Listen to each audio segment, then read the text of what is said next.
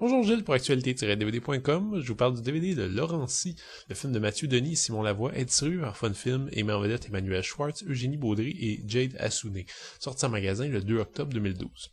Louis Després est un technicien en audiovisuel d'enfin vingtaine. Il a beaucoup de difficultés à s'exprimer, mais possède néanmoins des opinions très tranchées sur les immigrants, les baby-boomers et sur la souveraineté du Québec. Ses opinions politiques marquées prennent davantage la forme d'une rancœur et d'une vraie rage, ce qui a tendance à lui mettre à dos un peu tous ceux qui le côtoient. Si vous m'aviez posé la question il y a quelques années, je vous aurais dit que le degré d'implication politique civile au Québec est à peu près absent, et j'aurais même renchéri que les opinions politiques québécoises étaient à peu près tous similaires. Or, depuis quelques années, surtout quelques mois, un paquet d'événements m'ont fait comprendre que l'opinion publique ici est beaucoup plus diversifiée que je le pensais. Et si on ne fait que se fier au dernier printemps érable, par exemple, qui a donné l'occasion à un peu tout le monde de s'exprimer haut et fort, faut se rendre à l'évidence, on retrouve toutes les couleurs du spectre politique au sein même de notre province, de l'anarchisme le plus total au despotisme le plus cruel. C'est intéressant de regarder Laurency dans ce contexte parce que je suis pas certain que s'il était sorti plus tôt, il y aurait eu le même impact.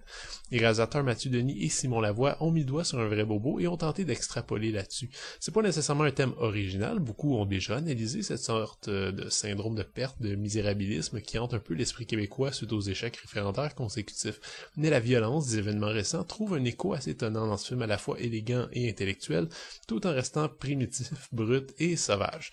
Faut dire d'emblée, c'est vraiment pas un film tout public. Le sujet, les images et la mise en scène sont exigeants et durs, voire arides. On compte environ une quinzaine de plans sur un métrage de plus de 2 heures, d'un peu moins de 2 heures, excusez-moi. Alors ça brasse pas beaucoup. Les dialogues sont tenus au minimum, les personnages principaux étant un grand maigre laconique et un peu absent, qui passe le plus clair de son temps dans sa propre bulle.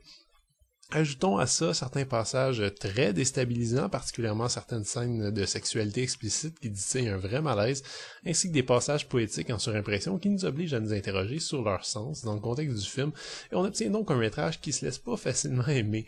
Et c'est peut-être ça à la fois la force et la faiblesse de l'œuvre de Mathieu Denis et Simon Lavoie. Laurency, c'est vraiment un film extrême, qui ose des partis pris scénaristiques et filmiques et qui les assume complètement du début à la fin. Le résultat est indéniablement intense et va ravir les cinéphiles un peu aventuriers, ceux qui aiment bien tirer leurs propres conclusions sur un long métrage qui ne les donne pas automatiquement. Et à mon avis, tous ceux qui font pas partie de cette frange cinéphile vont haïr l'expérience et la trouver désagréable au possible. Une fois que ce premier filtre est effectué, on se retrouve seul à seul avec un scénario ambigu et riche, dans la mesure où on se permet de continuer la réflexion amorcée par les réalisateurs. Ces deux derniers avaient expliqué en entrevue que Laurency était un peu leur version à eux de la crise du code du citoyen de Huntington. C'est un indice important sur comment interpréter le film, et comment le voir comme une sorte d'autopsie d'un nationalisme à ce point blessé qui se replie peu à peu sur lui-même. Évidemment, on peut s'interroger sur la caractérisation du héros, Louis Després, personnage presque muet, inquiétant, en constante réflexion profonde, perdu dans son monde, prêt à exploser à tout instant. C'est étrange parce que il est à peu près impossible de s'y attacher.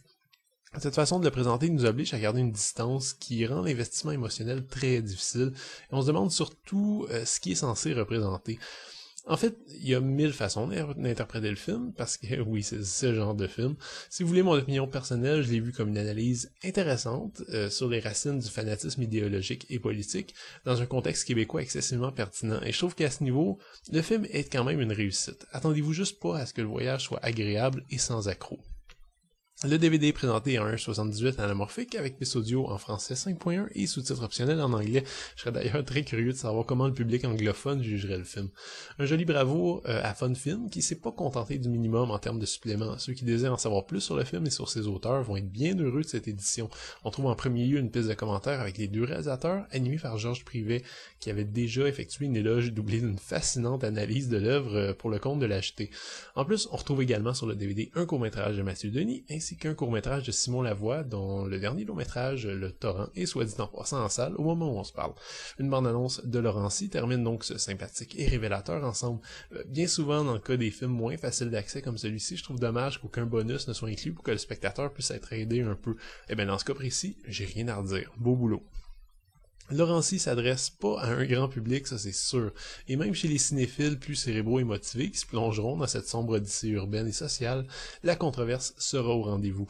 On pourra juger les choix de mise en scène excessivement lents et contemplatifs des réalisateurs, le ton froid, clinique et même pompeux renforcé par les extraits de poésie québécoise classique qui apparaissent à intervalles réguliers, ainsi que des moments vraiment difficiles à regarder. C'est un film choc, évidemment, qui se penche sur un Québec qui éprouve bien des difficultés à accepter son passé tout en embrassant la modernité. côté. C'est aussi un film sur un certain Québec qui ne s'y retrouve plus, un peu perdu dans un tourment d'espoir brisé, de désillusion et de frustration par rapport à l'étranger, qui lui ne semble pas avoir autant de difficultés à s'assumer. La réflexion est vraiment pas joyeuse et dresse, selon moi, un portrait trop noir, mais dans un contexte québécois d'accommodement raisonnable, de printemps érable et de commission Bouchard-Taylor, je la trouve finalement assez juste, nécessaire et intelligente. C'était Gilles, merci, bon visionnement.